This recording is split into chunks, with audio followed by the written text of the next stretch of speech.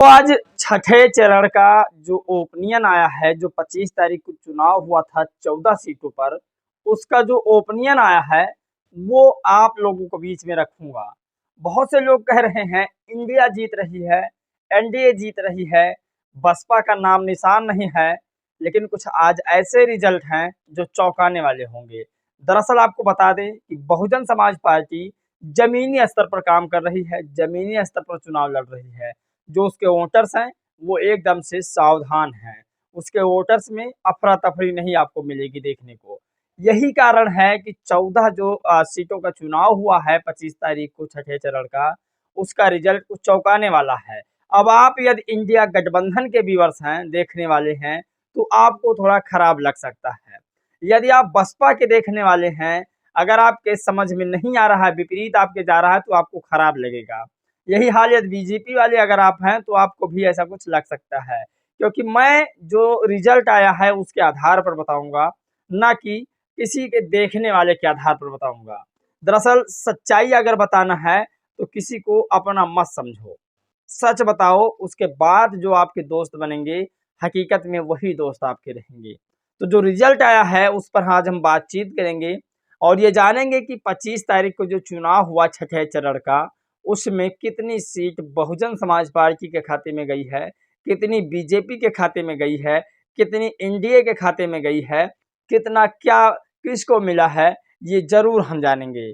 आपको बता दें ये एक सिर्फ अनुमानित है, आखिरी रिजल्ट 4 तारीख को ही आएगा, लेकिन जिस हिसाब से 2019 में चुनाव के रिजल्ट आए थे उस हिसाब से अगर देखा जाए तो इस बार गणना क्या कह रहा है हम ये जरूर जानेंगे।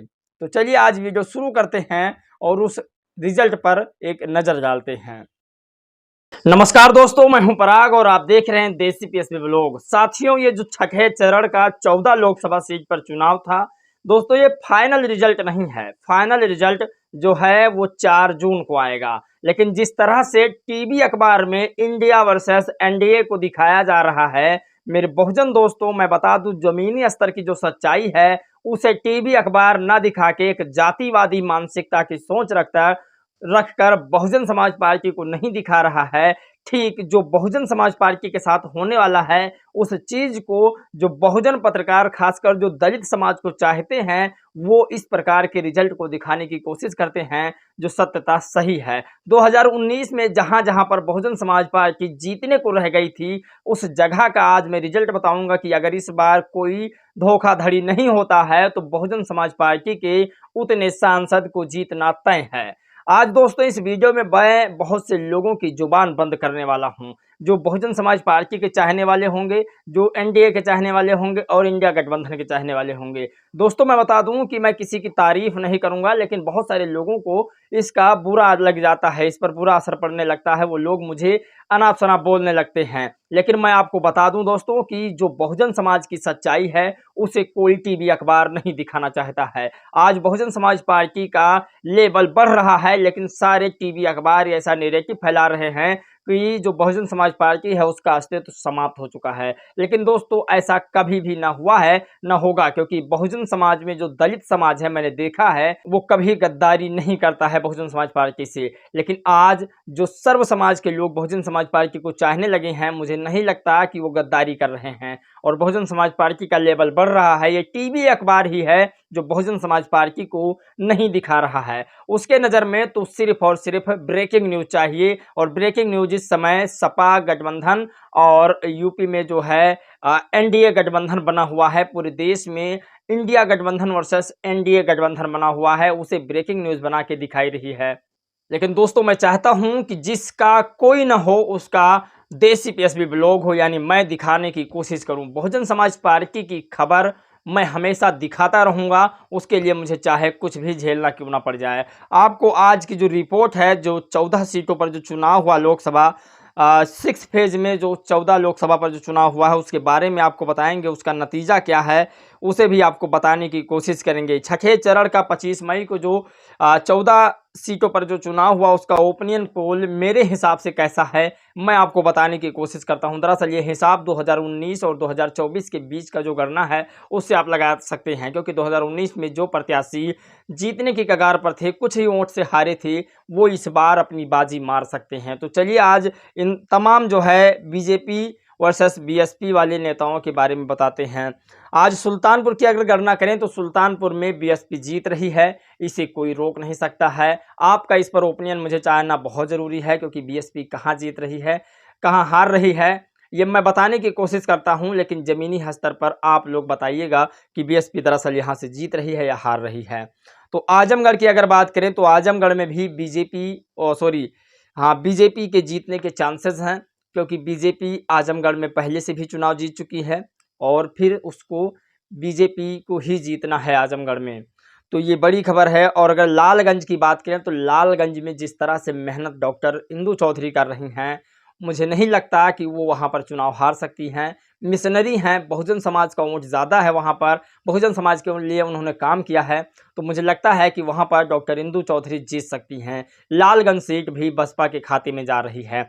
अब बात करते हैं दोस्तों इलाहाबाद सीट की। इलाहाबाद जिसे वर्तमान में प्रयागराज कहा जाता है, प्रयागराज की जो सीट है उसे बीजेपी के खाते से कोई नहीं हटा सकता, ये तय बात है। लेकिन अगर हम बात करें अंबेडकर नगर सीट पर, तो अंबेडकर नगर सीट पर त्रिकोणीय मामला है, लेकिन एक तरह से कह सकते हैं कि त्रिकोणीय मामला होने के नाते और साथ साथ बीएसपी की जीत हो सकती है वहां पर, क्योंकि जिस तरह से माहौल बना है, कुछ ही वोटों से वहां बीएसपी के प्रत्याशी 2019 में हारे थे। वहाँ पर बहुजन समाज में खासकर जो दलित समाज का वोटर्स है, तो जहाँ वहाँ पर जो दलित वोटर्स हैं वो इस समय ज़्यादा एक्टिव दिख रहे हैं। तो ऐसे में कहा जा सकता है कि वहाँ का जो वोट है वो बीएसपी के खाते में जाता हुआ नज़र आ रहा है। तो इससे साफ अनुमान लगाया जा सकता है कि बहुजन समाज पार्टी वहाँ पर जीत रही है। लेकिन अगर हम बात करें मछली शहर की, तो मछली शहर में ये बीजेपी और जो बीएसपी है दोनों की कांटे की टक्कर है। यहाँ पर दोनों 50-50 चुनाव लड़ सकते हैं। ऐसे में कहा जा सकता है कि अगर बीजेपी बाजी मार ले जाती है तो बीजेपी को हराना संभव नहीं है। लेकिन अगर बीएसपी का दलित साथ अगर वहाँ पर पूर्णतः दे देता है तो बीएसपी को हराना मुश्किल है, ये पूरी सत्य बात है। अगर हम बात करें बस्ती की, तो बस्ती में भी ऐसा ही कुछ कहा जा सकता है, लेकिन जिस तरह से ओपिनियन पोल मेरे पास है, बीएसपी बस्ती में शायद कम ही जीत पाएगी, क्योंकि इतना अच्छा मुझे बस्ती में रिस्पांस नहीं नज़र आ रहा है। लेकिन जिस तरह से लोगों ने ओपिनियन रखा है उसके हिसाब से तो लगता है कि बस्ती में जो वोटर्स हैं वो शांत हैं, और इस शांत के नज़रिए से अगर देखा जाए तो बीएसपी के वोटर्स और जो बीएसपी के कैंडिडेट्स हैं वो सब एक साथ हैं, तो जीत हो सकती है 50-50 यहाँ पर कह सकते हैं बीएसपी को और बीजेपी दोनों को।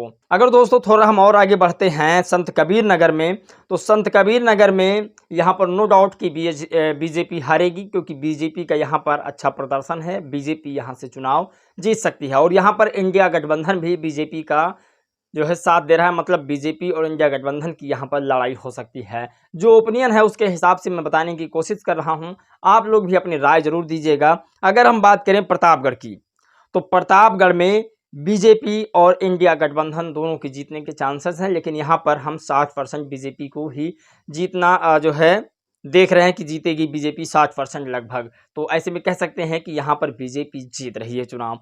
अगर उसके बाद हम फूलपुर की बात करें तो फूलपुर में भी कुछ ऐसा ही रिस्पॉन्स है कि वो सीट बीजेपी के खाते में जाती हुई नज़र आ रही है। अगर उससे आगे बात श्रावस्ती की करते हैं, तो श्रावस्ती का जो ओपिनियन मेरे पास लगा है वो दरअसल ये गलत है। मैं इस पर जो है कटाक्ष कर रहा हूँ। श्रावस्ती का मैंने खुद जाकर वहाँ का ब्यौरा किया है, और श्रावस्ती लोकसभा ऐसा है जहाँ पर बहुजन समाज पार्टी के खाते में सीट जाती हुई नजर आ रही है। फिलहाल जो इसमें लिखा हुआ है ये बीजेपी के खाते में दिखा रहा है, लेकिन ये शायद गलत होगा, क्योंकि वहाँ से जो हाजी दद्दन खान जो लड़ रहे हैं चुनाव, वहाँ पर दलित और मुस्लिम का गठजोड़ बहुत अच्छे से बना हुआ है। और वहाँ पर मैं लगभग 55 से 60% ये उम्मीद करता हूँ कि बहुजन समाज पार्टी के कैंडिडेट हाजी अली दद्दन खान जीतते हुए नजर आ रहे हैं। खैर उस पर आप लोग जरूर बताइएगा। अगर बस्ती के आगे डुमरियागंज पर बात करते हैं, तो डुमरियागंज एक ऐसी सीट बन चुकी है जो यहाँ पर बीएसपी प्लस बीजेपी दिखा रहा है, लेकिन यहाँ पर बीजेपी का जीत हो सकती है, क्योंकि बीएसपी के वोट काटने के लिए चंद्रशेखर आजाद रावण वहां पर पहुंच चुके हैं, डुमरियागंज में अपने प्रत्याशी को उतार चुके हैं। तो जो दलित समाज का वोट है उसी में से, और जो ओबीसी समाज का वोट है उसी वोटों में चंद्रशेखर आजाद रावण को मिलेगा। तो यहाँ पर बीएसपी का वोट कम हो जाएगा। तो जो ओपिनियन पोल है ऐसा कहता है कि बीएसपी थोड़ा डाउनफॉल पर जाएगी, तो यहाँ पर जीतने के चांसेस नहीं हैं। लेकिन ऐसे में कहा भी नहीं जा सकता, क्योंकि 2007 में जिस तरह से बहुजन समाज पार्टी का रिजल्ट था वो काफ़ी चौंकाने वाला था। लोग सोच के परेशान हो गए कि कैसे 2007 में बीएसपी मुख्यमंत्री बन गई। कहने का मतलब ये है कि टीवी अखबार तब भी नहीं दिखा रहा था बीएसपी को, और वैसे ही आज भी नहीं दिखा रहा है, लेकिन खबर चौंकाने वाली उस समय आई थी। तो आज ऐसा माना जा सकता है कि डुमरियागंज और जो डुमरियागंज में ये मौर्य समाज स्वामी प्रसाद मौर्य की वजह से और चंद्रशेखर रावण की वजह से दलित समाज चंद्रशेखर रावण की तरफ जा सकते हैं।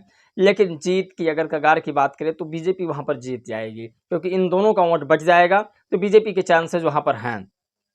अब आगे बात करते हैं भदोही की। तो भदोही में बीजेपी ही जीतेगी, यहाँ पर नो डाउट कि कोई और जीतेगा, क्योंकि बीजेपी का यहाँ पर काफ़ी वोट बैंक है और पहले से भी बीजेपी यहाँ पर अपने काम जो है कार्यकर्ताओं को तमाम एक्टिव कर चुकी है। तो ऐसे में कह सकते हैं कि यहाँ पर बीजेपी के अलावा कोई नहीं जीत सकता है। अब खबर ये है कि क्या जो बीजेपी के चाहने वाले हैं वो मुझसे खुश हो जाएंगे, या फिर बीएसपी के जो चाहने वाले हैं मुझसे खुश हो जाएंगे, या फिर जो इंडिया गठबंधन के चाहने वाले हैं वो मुझसे खुश हो जाएंगे। दरअसल कोई खुश भी नहीं होगा और कोई नाराज भी नहीं होना चाहिए किसी को। जो सच्चाई है उस पर ध्यान देना चाहिए। और बहुजन समाज को ये चाहिए कि इस वीडियो को आगे शेयर करिए, ताकि ये सच्चाई सभी तक पहुँच सके। दोस्तों, मेरा जो प्रयास था, मैंने अपनी ओपिनियन आप लोगों तक रखने की कोशिश किया।